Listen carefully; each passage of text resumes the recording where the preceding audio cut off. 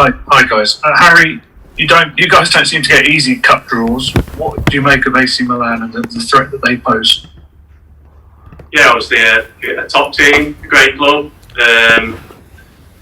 Yeah, when I was growing up, I watched a lot of AC Milan and the big games and the big nights that they've been involved in. So it's an exciting time for us. We want to play the best. We want to test ourselves against the best teams, and I feel like they're one of the best teams in the competition. So we're looking forward to it. Simon Stone. Hi Harry. We ask this of Ollie a lot, but how important is it for this Manchester United to win a trophy? You're clearly making progress, but do you need to actually win something? Well, of course. When you play for this club, you're expected to win trophies, and if you play for this club, the main focus is to win football games and win trophies. So, yeah, it's really important. We're obviously in the FA Cup and the Europa League, and still fighting in the Premier League as well. So we're playing 3 competitions, and we want to go as far as we can in all of them. And like I say, lifting trophies is what we expect to do at this club. James Savundra. Harry, it's 4 clean sheets in a row for Manchester United. How well do you feel like you're progressing as a defensive unit? And for you personally, do you feel like you're playing at close to your best at the moment? Yeah, I think as a defensive unit, we've really progressed throughout the year. Obviously, we started the season in a difficult spell. Not the best pre-season we had together, and we didn't manage to work on things. So it was tough in regards to the amount of games that we played, and we didn't get a long break, and we come back and we conceded far too many goals for our liking, especially having last year we keeping a lot of clean sheets, and then starting this season under a tough spell. But no, we're progressing for sure. I think everyone in the back line you can pick out individuals, but if my left back's playing well, it generally feels like I'm playing well as well. So I think if you look at individuals, everyone's playing well at the moment. We're playing with confidence, but we're still improving. There's still lots of areas that we do need to get better at, and I'm sure we will. So the last 2 questions for Harry. The first one for James Cooper and the last one for Rob Dawson. Hi Harry, I'm just related to what Simon asked about trophies. I'm just wondering what a performance and a win against Manchester City, one of the best sides in Europe, does just to reassure you that you are capable of not only reaching those levels but winning something this season. Yeah, for sure. When you win the big games against top teams, I think Manchester City's shown over, especially the last couple of months, the winning streak that they've been on. They're a top team, so no, it gives us confidence going in that we know that we can beat anyone. We've felt like that for around a year now, so we've always know that we're capable of putting in these top performances. How many times can we reach that level? That's what we need to obviously start looking at and start doing ourselves now, but that's down to us as players, because the levels that we can reach, we know we can get there. Rob Dawson. Hi Harry, it's obviously been a very hectic season for everyone, but you've barely missed a game. I mean, how are you coping with that physically and mentally, and would it ever get to the point where you'd have to knock on a manager's door and say that you need a rest? He had the rest against Real Sociedad in the second leg, so that's been enough. That's my rest done. Obviously, if it gets to a point where I feel like my body needs a rest, I would speak to the manager, but at the moment I feel good, I feel mentally good, I feel physically good. I'm used to playing 2-3 games a week now, every 3-4 days. So not much training, but no, it's I feel good physically. I think mentally, obviously, when you're winning games, it always helps. So the more we win, the better I'll feel mentally. But yeah, for sure, I feel good, and I don't think I'll be knocking on his door anytime soon. I'll rest when I'm retired. Okay, thanks, Harry. Thank you. Cheers, see you later. Cheers. So we'll take questions for the manager now. If you'd like to put your hand up for the manager, we'll start with David McDonald. Hi Ollie, just following on from the questions about winning a trophy there. You said on Sunday, obviously the team is better than it was 12, 18 months ago. You're, I think, 12 points better off in the league. You're on course for second. Is the next stage a trophy? And if you were to win one, how much would that improve the team in terms of next season, in terms of the winning mentality and really pushing for the title?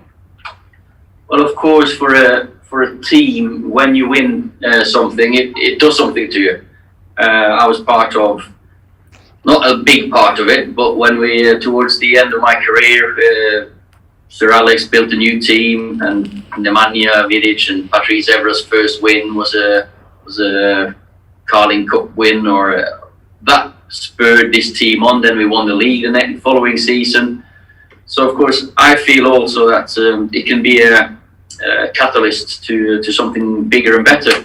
We need to get there at some point, and you know, when you're in the Europa League, you want to go as far as you possibly can and go all the way. Last season, the defeat in the semi was a bitter pill to swallow. Simon Peach. Hi, Ollie. I was just wondering if we could get your reaction and your take on the appointments of John Murtagh and Darren Fletcher in these new positions announced today. And just also, will Darren stay part of your coaching setup for the time being? Yeah, Darren will still combine with the coaching. Of course, maybe a little bit less on the coaching side. I'm very happy that we've made this decision and the announcement. Of course, I've known about it for a little while. It's I've known John since I came. He was here when I came, and is now, it's more of a formal role, more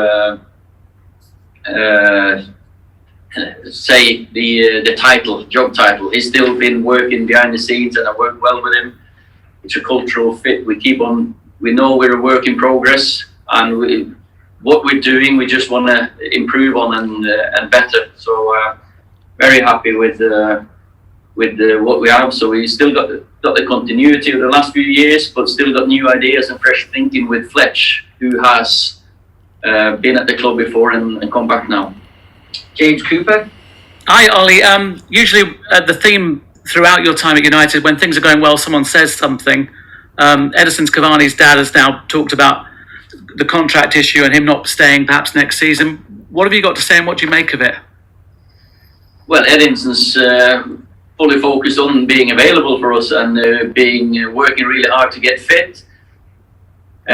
From my bad Portuguese and his better English, he's very proud to play for Man United. He's always going to give his best, as long as that, if it's beyond this season as well. A decision hasn't been made, and he's as we've said, he's made a great contribution so far. We're just working on getting him back on the pitch and fit, and we'll convince him, you know, when the weather in Manchester improves.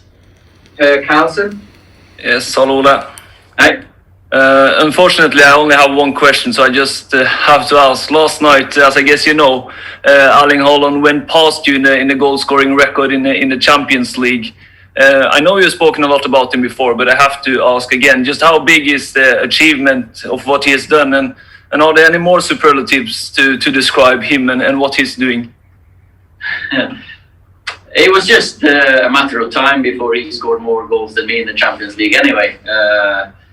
But at the age of 20, to achieve the amount of goals he has, fantastic. There's not many more superlatives anyone can use out there.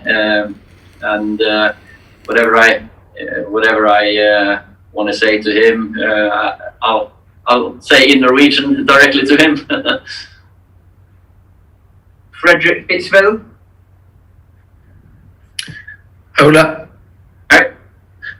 Both my questions have already been asked and answered, but since Per Atle already asked, some people says that Erling has surpassed you with his 20th goal, but I think you lost one goal. That you have 20 goals yourself, but I think the Champions League have taken one away from you, the one in the qualifier against Salgerseg when you won 5-0.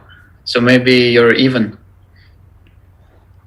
I don't know. That's probably a Champions League qualifier game, so it probably wasn't a proper Champions League. So maybe that don't count. So I've been told this, that, the other about records and stats and all this, and I think I've never been one to look back at records and think about it. It's now we've broken the first manager to do this, to win this. My focus is always to improve and getting better. Unfortunately, I can't play football anymore. Erling can only work on improving and keep on scoring. My focus is only on improving Man United. So I'll gladly give away all my records to improve what I'm doing now. Simon Stone.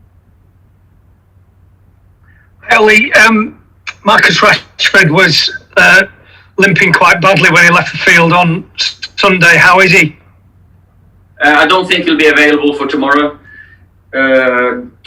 He's still getting treatment, but he didn't join in the training today. And even though I'm normally a very optimistic guy, I still think he's out of tomorrow night and probably a doubt for the weekend.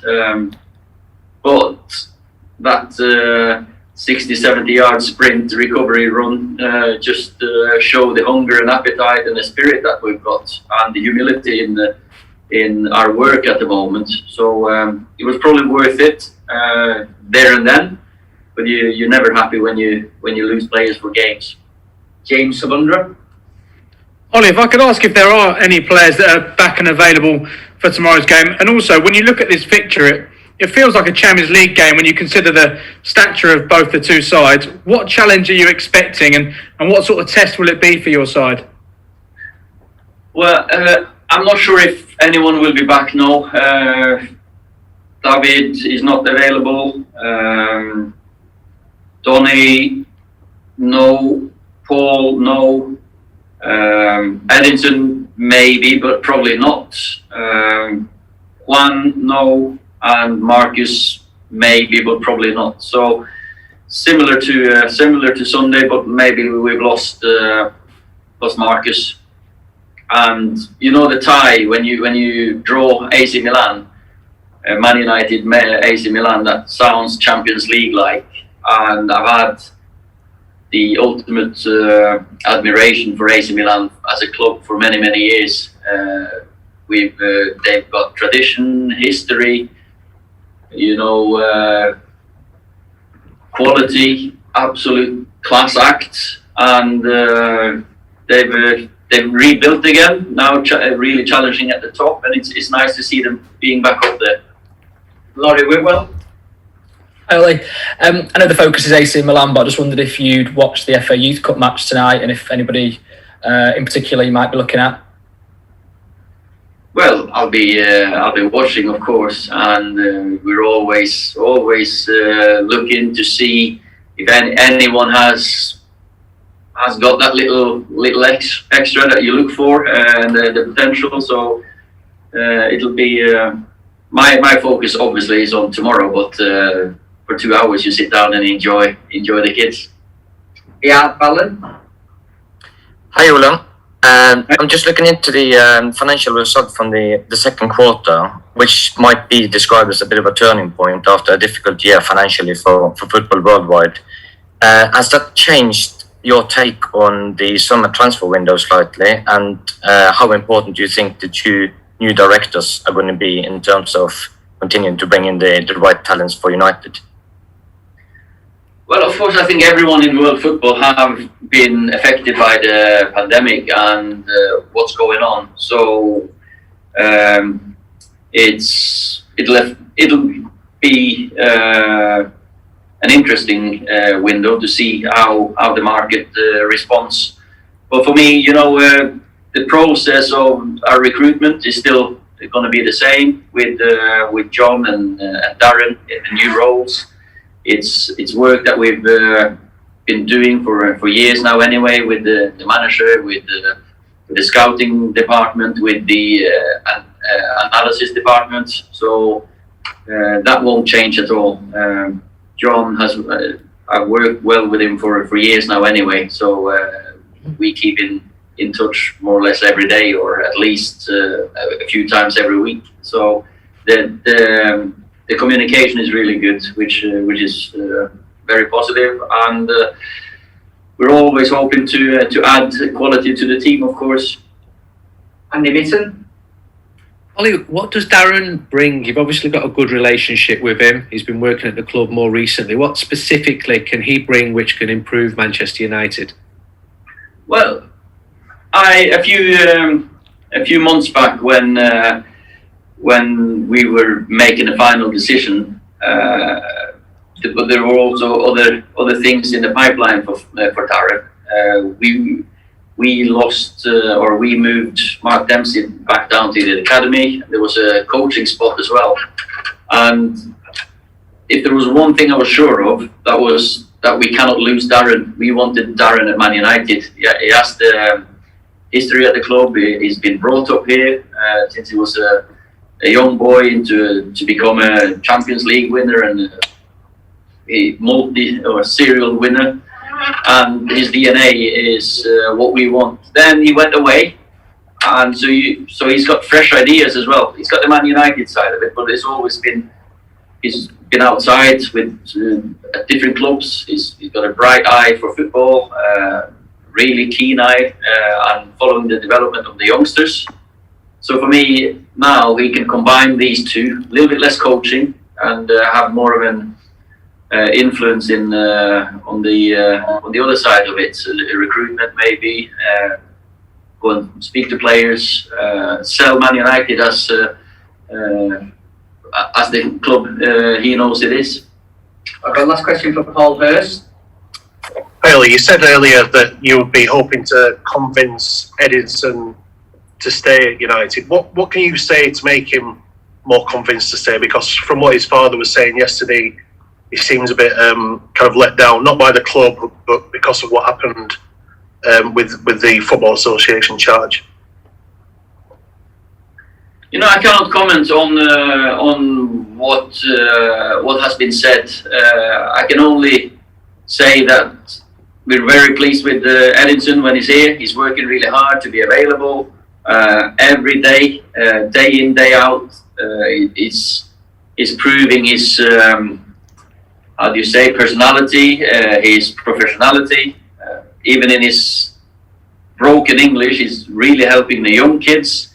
And as we wanted him to, we knew he wasn't going to be able to play every single game, of course, because he'd been out of football for so long. Now, let's just make sure he plays as much football as possible until the end of the season, scores as many goals as he can, helps the young players, the strikers, the forwards, even the rest of the group with his mentality. And then he will make his decision. And he knows that we are very, very fond of what he's given to the club, even though he's probably played less games than he wanted to.